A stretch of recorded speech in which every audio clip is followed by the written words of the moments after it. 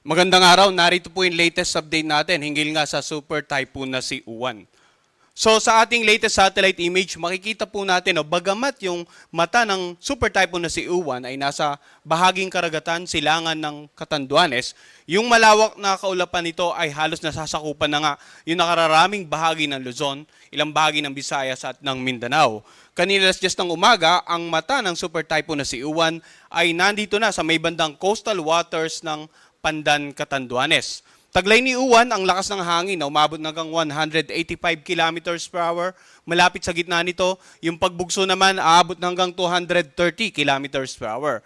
At patuloy itong kumikilos sa direksyong west-northwest sa bilis na 30 kilometers per hour. Kaya kung mapapansin po natin, may mga kababayan or may mga lugar talaga nakakaranas na ng masungit na panahon. In particular, itong mga lugar na halos napakalapit sa tinatayang matanga ng bagyong si Uwan. Tanaw na rin ang bagyo sa ating Doppler radar at makikita nga natin yung malawak na mata nito ay patuloy na lumalapit sa kalupaan ng ating bansa at posibleng nahagip nga or direct hit yung tinatawag natin, yung pinaka-northernmost part ng Catanduanes. Ano nga ba inaasahan nating pagkilos? Unahin po natin yung magiging pagkilos ng mata ng bagyong si Uwan.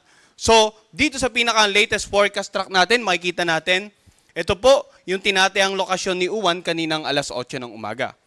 At mamayang alas 8 ng gabi, makikita natin, lumapit na siya dito sa may bandang coastal waters ng San Luis, Aurora. So generally, yung inaasahan nating landfall ay mamayang gabi or bukas ng madaling araw dito nga sa central portion of Aurora. At makikita po natin, center track hanggang sa makalagpas ng landmass, ano ba yung mga lalawigan na posibleng tumbukin ng sentro ng mata ng super typhoon na si Uwan. So dito po, makikita natin ito po yung area na yan, pinalaki ko lang.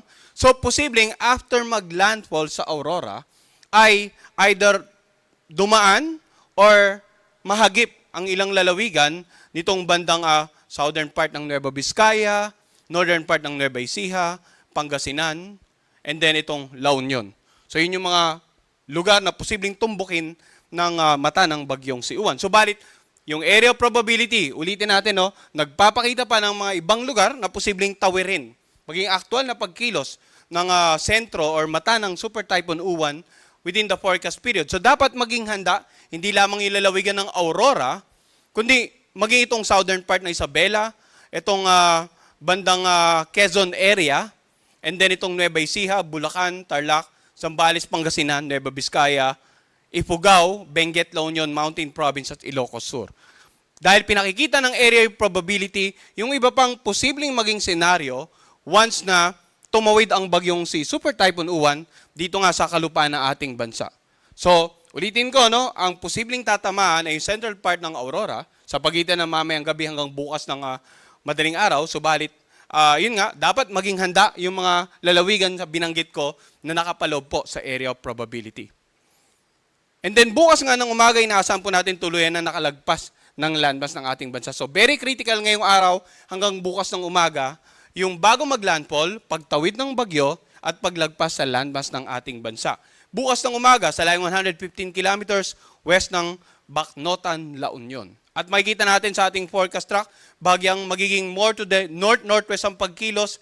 Sa darating naman ng Martes ng umaga, west-northwest ng Lawag City, ito na po yung location, 285 kilometers per hour.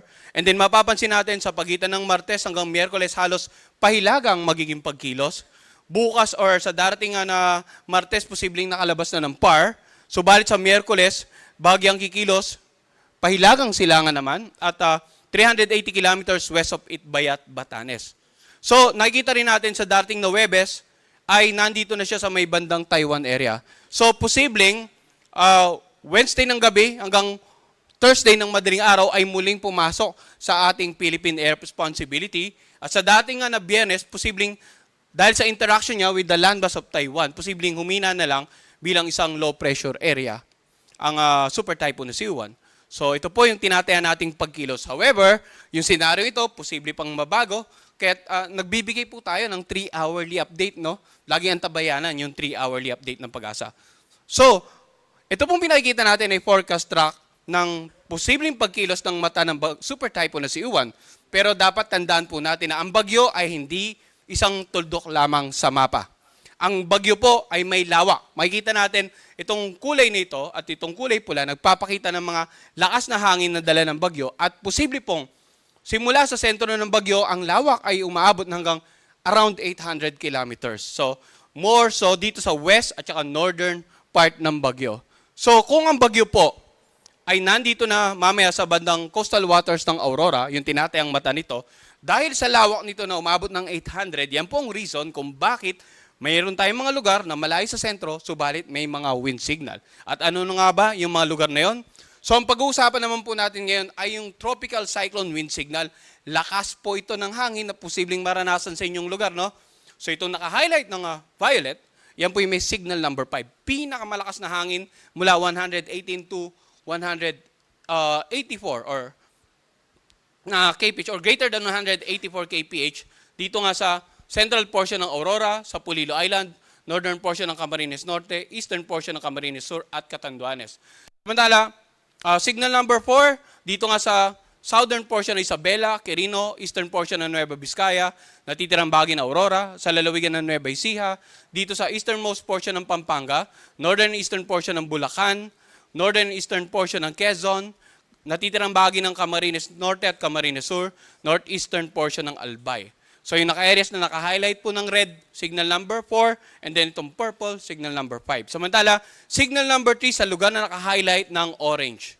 Southern portion ng mainland Cagayan, natitirang bahagi ng Isabela at Nueva Vizcaya, signal number 3 rin, dito sa southern portion ng Apayao, Kalinga, Abra, Mountain Province, Ifugao, Benguet, Ilocos Sur, La Union, Pangasinan, Zambales, Bataan, Tarlac, natitirang bahagi ng Pampanga at natitirang bahagi ng Bulacan. Yung mga lugar na may wind signals number 5, 4, 3, napakalakas po ng hangin dyan, no? Epekto, makakasira ng mga iba't ibang uri ng struktura, makakapagpatumba na nakararaming uri ng pananim, mga poste ng kuryente, makakasisira ng mga bahay, lalong-lalo na po yung mga gawa sa mga light materials. And then yung mga karagatan magiging maalon hanggang sa napakaalon, bukod pa yung sa dalampag ulan.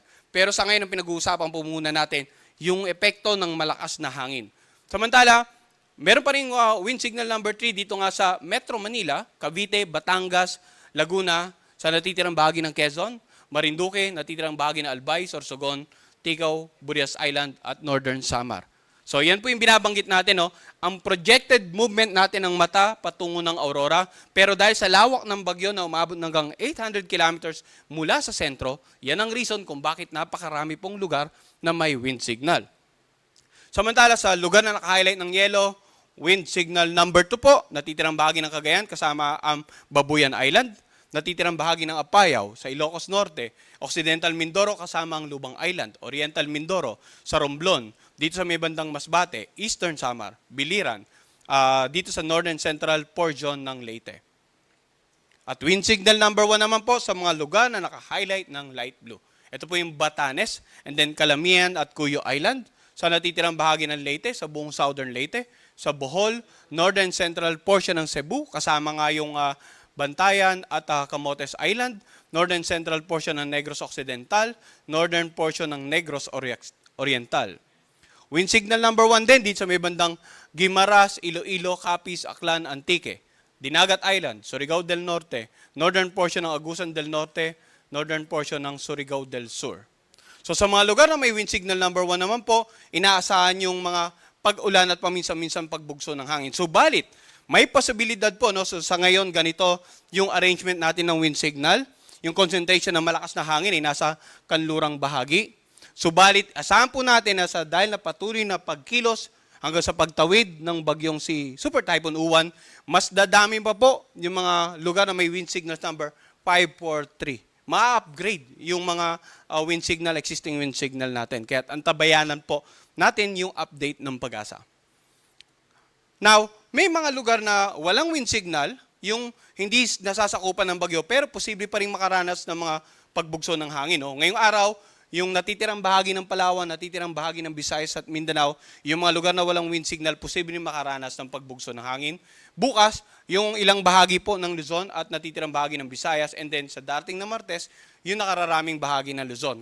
Kasi nakita natin kanina, no, by Tuesday, posibleng totally nakalagpas na ito ng ating air responsibility at halos wala ng wind signal. Ganun pa man, asahan pa rin yung mga pagbugso ng hangin sa nakararaming bahagi ng Luzon.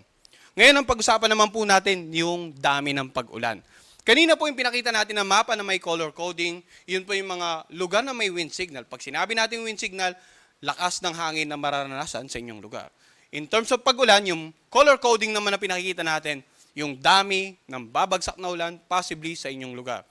Pansinin natin, no, karaniwan ng kulay pula, yung more than 200 millimeters of rain, nasa kanlurang bahagi. Yung malapit sa Bicol at dito nga sa eastern section ng Northern Central Luzon. Sapagkat inaasahan natin na simula ngayong araw hanggang bukas, approaching at tatawid yung bagyo. Kung kaya't yung mga lugar na may more than 200 millimeters of rain, yung nakararaming bahagi po ng Northern Central Luzon, Southern Luzon. And then 100 to 200 millimeters of rain, natitirang bahagi ng Northern and Central Luzon, ilang bahagi po ng Southern Luzon, at maging ilang bahagi ng Visayas area. And then yung yellow, 50 to 100 millimeters of rain. Ngayon, ano nga ba ibig sabihin nito? Inaasahan po natin sa ganyang karaming pag-ulan, nandyan yung banta ng mga pagbaha sa mababang lugar. Pagbaha sa mga komunidad na malapit po sa ilog, dahil may tendency sa patuloy na pag-ulan, either umapaw yung level ng ilog sa inyong lugar at magdulot ng pagbaha sa mga katabing komunidad, or maaaring yung mga pag-ulan naman sa karatig lalawigan, magpataas ng mga level ng ilog doon, and then nagkataon yung pinakang outflow ay papunta naman sa ilog sa inyong lugar. So dapat aware po tayo doon. And may mga hazard map po ang ating local government, ang ating local disaster risk reduction managers na reference para po ma-evacuate natin yung mga kababayan natin na nakatira sa mga flash flood prone areas. Samantala, yan pong pag-ulan na yan, inasa natin ngayon hanggang bukas ng tanghali.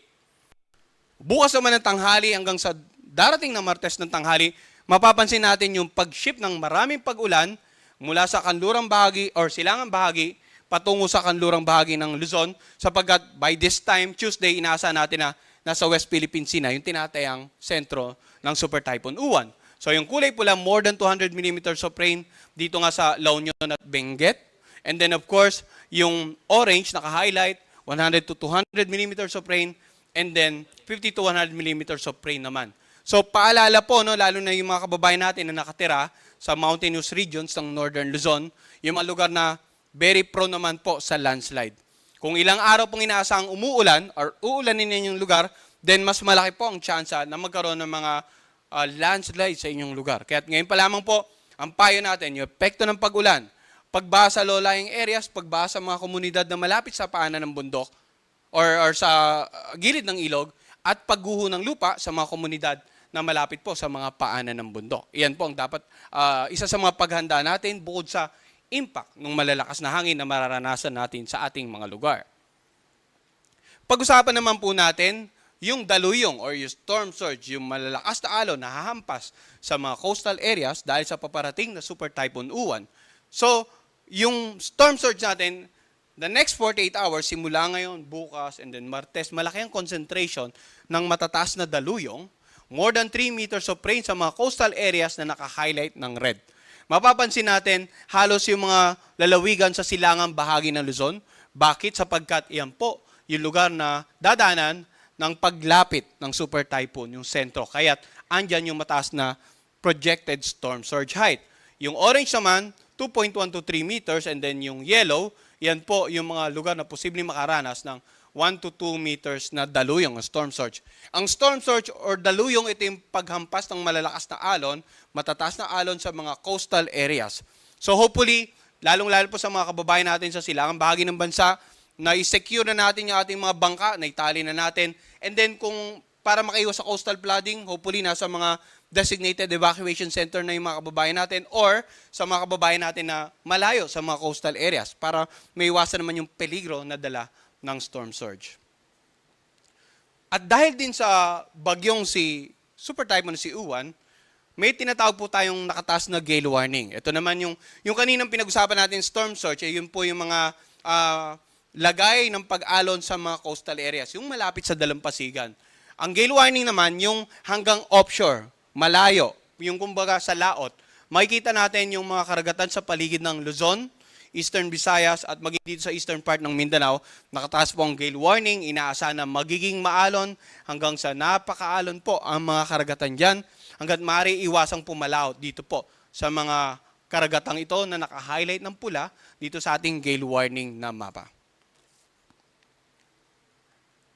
At dahil po sa Super Typhoon Siuan, patuloy tayong nagpapaalala sa ating mga kababayan, lalong-lalo po dito sa Luzon, Visayas, and northeastern part of Mindanao, na patuloy na magantabay sa 3-hourly update ng Pag-asa, sapagkat kung ano man po yung maging pagbabago sa pagkilo, sa intensity, agad-agad po nating ilalagay sa ating dokumento para po mabigyang kaalaman yung ating mga kababayan, yung ating mga decision makers, at kung magkakaroon ng adjustment. But hopefully, sa ngayon po, ilang araw na tayo nagbibigay ng babala, secure na po yung mga kababayan natin sa nakararaming bahagi ng Luzon, Visayas at ilang bahagi ng Mindanao na maapektuhan.